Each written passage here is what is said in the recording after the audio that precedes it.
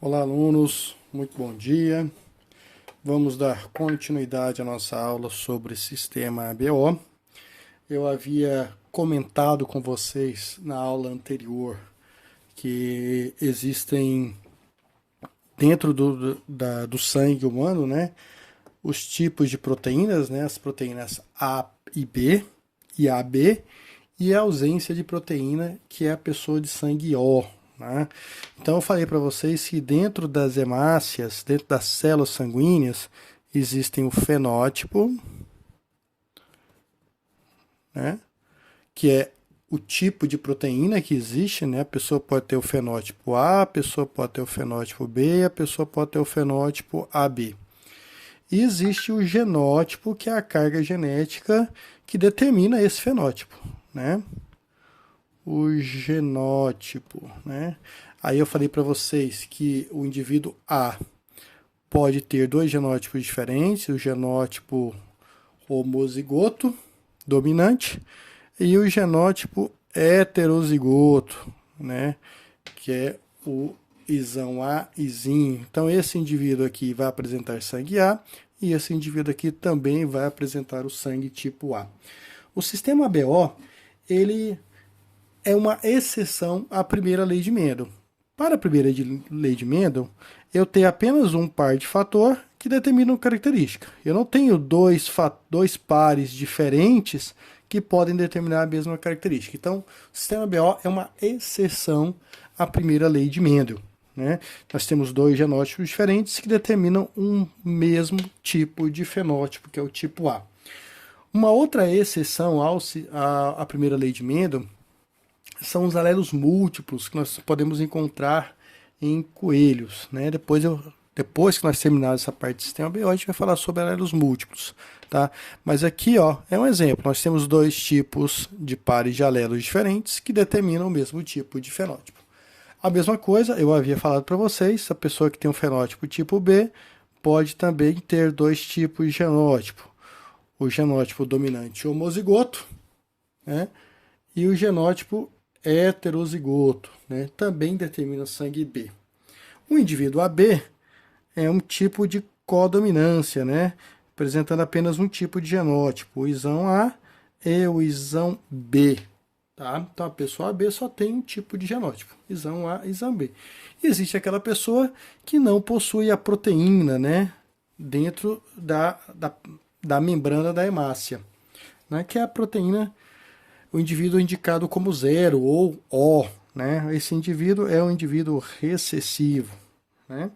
Então nós temos aqui, eu tinha até colocado uma tabelinha aqui, né, a respeito dessa relação fenótipo e genótipo, né?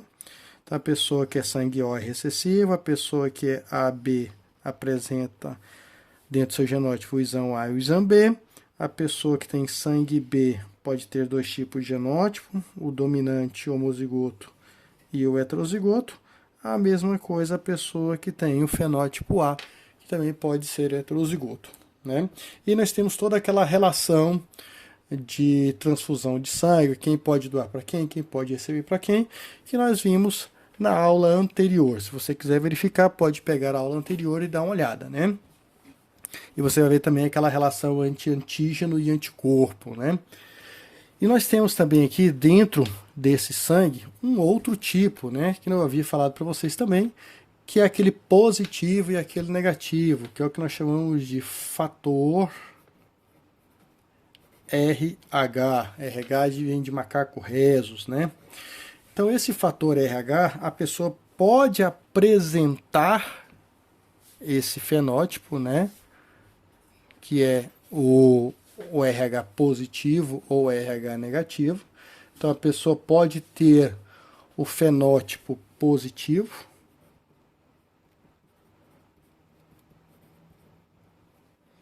ou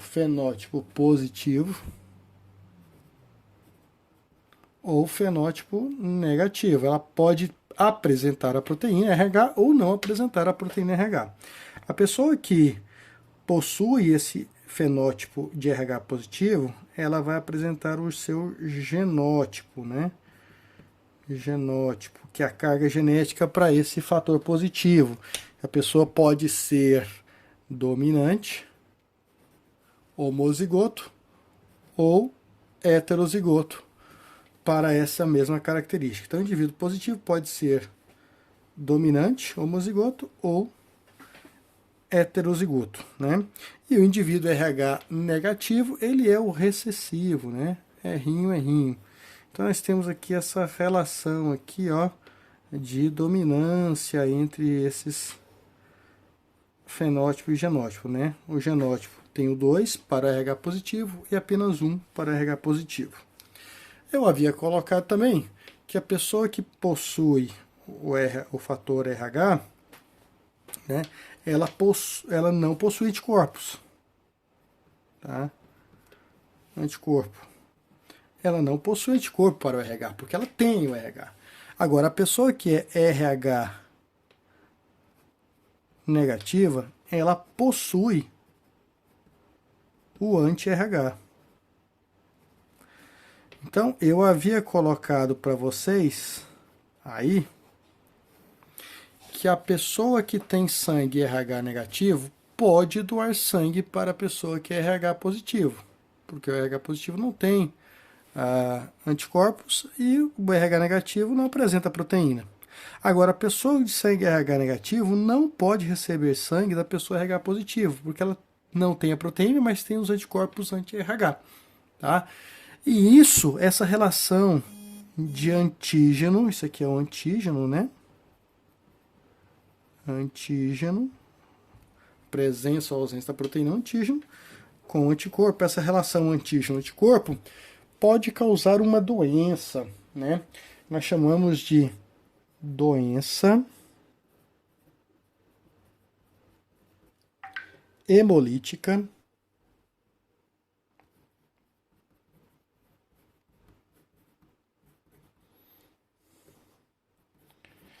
do recém-nascido.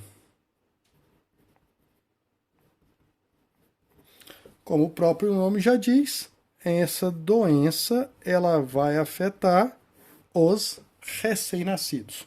Essa doença pode se apresentar com outro nome, ela pode vir na prova ou no Enem, em algum outro concurso, com outro nome, tá? Ela pode ser chamada de eritroblastose fetal. Tá? O que seria essa eritroblastose fetal? Eritroblastose seria a destruição da célula, né? Quais células? Os eritrócitos, né, que são as células do sangue. Né? Então, a destruição das células do sangue no feto. Daí o termo eritroblastose fetal. Bom, existe uma condição para que ocorra essa eritroblastose. Lembrando que não é a mãe que é afetada. Quem é afetada com a doença é o feto, a criança, né? Isso só vai ocorrer em determinada condição. Qual condição? A criança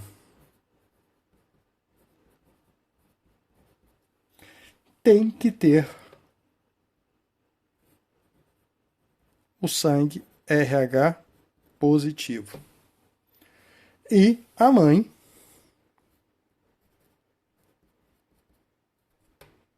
tem que ter o sangue RH negativo.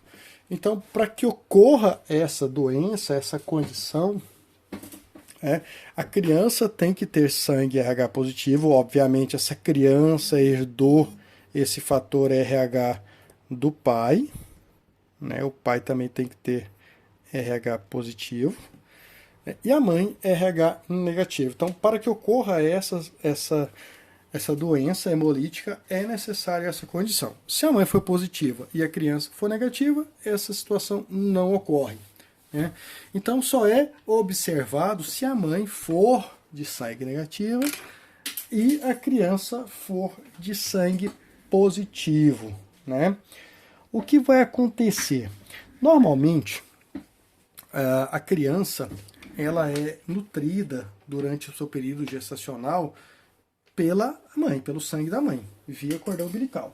E normalmente o sangue da mãe não entra em contato com o sangue da criança, exceto no final da gestação, que pode ocorrer alguma ruptura placentária e o sangue da criança entrar em contato com o sangue da mãe, tá? Ou durante o próprio parto, né?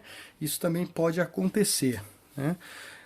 Bom, nessa situação, quando o sangue da criança entra em contato com o sangue da mãe, lembrando que a criança tem sangue RH positivo, né? E a mãe tem sangue RH negativo. Quando o sangue da criança entra em contato com o sangue da mãe, e o sangue da criança é positivo, o sangue da mãe, que tem os anticorpos anti-RH, reconhece esse sangue proteína, esse sangue positivo, como uma proteína estranha. Tá? E o sangue da mãe começa a produzir anticorpos contra esse fator RH. Tá? Contra o fator RH. RH positivo. Então, o sangue da mãe começa a produzir esses anticorpos. Bom, isso para a primeira criança, para essa criança aqui, não vai acontecer nada. Essa criança, ela vai nascer, então durante o parto, o sangue dessa criança, o sangue da placenta, que também é da criança, entra em contato com o sangue da mãe, sensibiliza a mãe e a criança nasce normalmente. Tá? Não tem problema nenhum. O problema está quando vai ocorrer uma segunda gestação. E nessa segunda gestação, a mesma condição se repetir. Criança RH positivo e mãe RH negativo. Tá? Então, numa segunda gestação, se acontecer a mesma condição da primeira gestação, acontece a doença hemolítica do recém-nascido, ou seja, o sangue da mãe combate e destrói o sangue da criança. Né? Os anticorpos passam via placenta e destroem ou explodem, né? Destroem, desfazem os eritrócitos do feto. E aí o feto acaba morrendo. Né? Isso acontece na segunda gestação. Por que acontece na segunda gestação? Porque na primeira houve a situação e a mãe foi sensibilizada. A mãe produziu anticorpos. Ah, professor, mas esses anticorpos não são destruídos? São, tá? Mas a mãe ficou sensibilizada, tá? Ou seja, dentro do seu sistema imunológico existem células de defesa de memória. Né? E essas células de defesa de memória conseguem reconhecer numa segunda gestação essa proteína positiva. Tá? A hemácia não passa via placenta, mas os anticorpos passam. Tá? Então, os anticorpos produzidos pela mãe acabam passando via placenta, tá? E acabam destruindo as células, os eritrócitos, as células vermelhas da criança. E aí a criança acaba morrendo, né? A mãe acaba matando essa criança por conta disso, tá? Para evitar que isso aconteça numa segunda gestação, o médico, né, o obstetra, ao perceber que a mãe tem sangue RH positivo e o pai tem sangue RH, ou desculpa, a mãe tem sangue RH negativo e o pai tem sangue RH positivo, durante esse parto dessa primeira gestação aqui, é adicionado na mãe uma injeção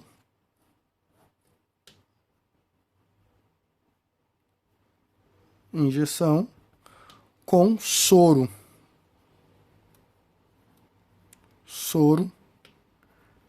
anti-RH,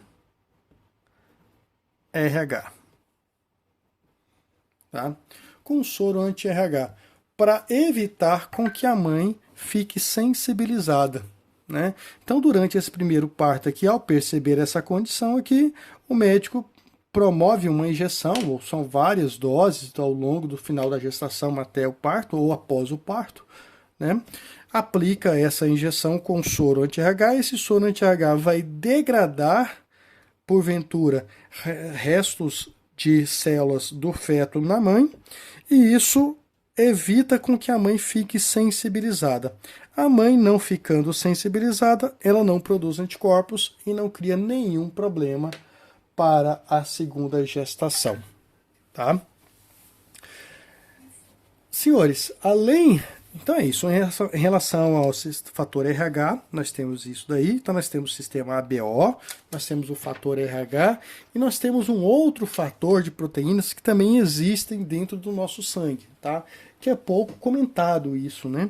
Mas ele existe, que é o sistema MN, tá? Nós temos um outro sistema, além do sistema ABO, sistema RH, nós temos o sistema MN, tá? Bom, o M e o N são proteínas que também são encontradas dentro da membrana das hemácias sanguíneas, né, das hemácias humanas, né? Nesse sistema NN nós temos dois fenótipos, né? Aliás, três fenótipos, desculpa. Né? Quais são os fenótipos? Os fenótipos. O fenótipo M, o fenótipo N, e nós temos aquele indivíduo que tem os dois fenótipos, o M e o N. Tá? Esse indivíduo aqui, que tem fenótipo M, vai apresentar o genótipo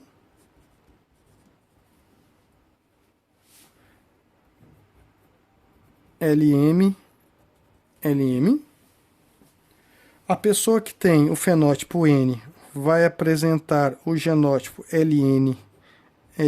Observa que esse genótipo, todos os dois são maiúsculos, se são maiúsculos são dominantes, tá ok? Então o M vai ser dominante homozigoto e o N também será dominante homozigoto. E no encontro entre os dois eu vou ter uma codominância, tá? Entre o M e o N, tá? Então terei três fenótipos, vou ter três genótipos diferentes, tá? Então nós temos aí três sistemas, né? O sistema ABO, o sistema RH e o sistema MN, tá? Findando a nossa aula sobre sistema ABO, tá? Vamos falar agora de uma outra exceção à primeira lei de Mendel, que é a relação entre alelos múltiplos, né? É muito comum esses alelos múltiplos ocorrerem em pelagens de coelho, né? Então nós temos lá um outro assunto que é uma exceção também à primeira lei de Mendel, que são os alelos múltiplos. Múltiplos, tá? Bom, os alelos múltiplos, o próprio nome já diz, eu tenho vários pares de alelos que me dão uma mesma característica fenotípica, tá? Isso é muito comum, esses alelos múltiplos são muito comuns em pelagens de animais, em pelos de animais, a determinação do pelo dos animais, tá? O mais comum é a pelagem em coelhos. Pelagem em coelhos, tá? Essa pelagem em coelhos, existem aqui 4 tipos de fenótipos diferentes em pelagem em coelhos, né? Vou até colocar para vocês aqui. Existem 4 tipos de fenótipos. Lembrando que fenótipo é uma manifestação física, né? Quais são esses fenótipos? Nós temos o fenótipo que eu chamo de agute.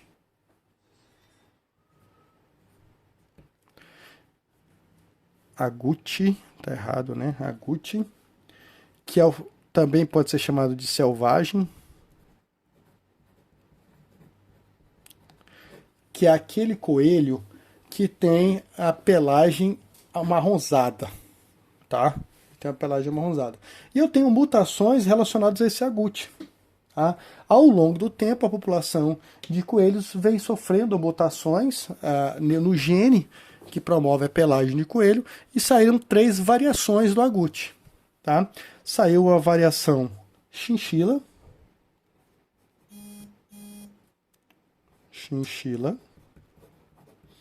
tá? Essa variação chinchila promove a pelagem cinza em coelhos, né? Nós temos a variação Himalaia, que também é uma outra mutação que ocorreu ao longo do tempo, né? Himalaia,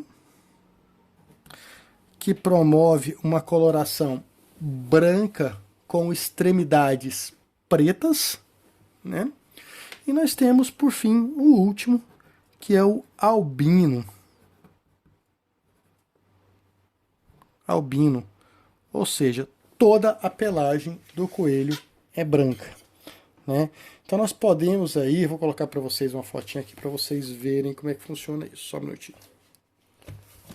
Tá. Então nós temos aqui, ó, a pelagem agouti ou selvagem, e dessa pelagem surgiram 3 variações. A primeira que surgiu é o chinchila, depois o Himalaia, que é branco com extremidades pretas, e o totalmente branco, que é o indivíduo albino, né? Acontece que o fenótipo, todo fenótipo tem um genótipo, né? O indivíduo, o genótipo aqui, o alelo, né, que vai determinar aqui, ó,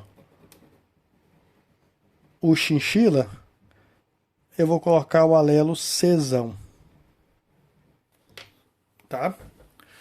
O alelo que vai determinar, o alelo que vai determinar o agouti é o Czão, e o alelo que vai determinar o chinchila é o Czão, Czinh, Czinh de chinchila, né? O alelo que determina o Himalaia é o Czão H. Observa que aqui é dominante, é dominante, é dominante. E o albino, que eu vou colocar como Czinho. Czinha, que é o albino. Então nós temos uma relação de dominância entre esses alelos, tá? Essa relação de dominância funciona da seguinte forma, ó. O Czão domina, é maior, o Czão é maior, domina o Czão Czinh, que por sua vez domina o Czão H, que por sua vez domina o Czinh. Então o Czão, que é o alelo que determina o fenótipo agouti, domina todos eles, tanto esse, quanto esse, quanto esse. O Czão, Czinh, que é o chinchila, domina esse e esse. O Himalaia, que é o Czão H, domina apenas o recessivo, e o recessivo não domina ninguém, né? Então, nesse caso aqui, para o fenótipo agouti, desculpa aqui, colocar, centralizar isso aqui direito, isso. Para o fenótipo agouti,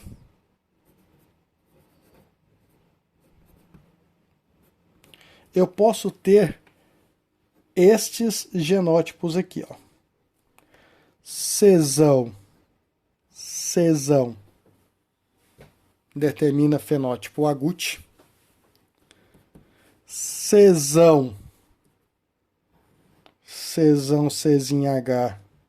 determina fenótipo agouti. Czão H também determina fenótipo agouti. E o Czão Czinh também determina fenótipo agouti. Então eu tenho 4 genótipos diferentes que determinam o mesmo fenótipo agúti. Tá? A mesma coisa nós temos para o fenótipo chinchila. Chinchila. Minha caneta acabou aqui, vou ter que pegar outra caneta. Chinchila. Tá? No fenótipo chinchila, nós temos lá o Czão, o Czinho H, que é o chinchila, né? Ele pode aparecer em homozigose, que dá o fenótipo chinchila. Nós temos o Czão, Czinho H, Czão H, que também dá chinchila. E nós temos aí o Czão, Czinho H, Czinho A, que também dá chinchila. Tá? Então, para agúti eu tenho 4 genótipos diferentes. Para chinchila eu tenho 3 genótipos diferentes. O genótipo Czão, Czinho H em homozigose e o Czão, Czinho H em heterozigose, que dão chinchila também. Tá? O Himalaia, nós temos lá. Vamos colocar aqui, né? O Himalaia. Para ter o fenótipo Himalaia, tem que ser esse genótipo aqui, esse alelo aqui. Esse alelo só domina o albino, né? Então ele pode aparecer em homozigose, que dá Himalaia, ou ele pode aparecer em heterozigose, que também dá Himalaia. Tá? E o albino, obviamente, né? Albino, que é o recessivo, só vai aparecer em homozigose, né? Que é o Czinho A, Czinho A. Então aqui, ó, eu tenho 4 fenótipos diferentes. 4 fenótipos diferentes para pelagem de coelho. E eu tenho aqui, ó, 4, 7, 8, 9, 10 genótipos diferentes.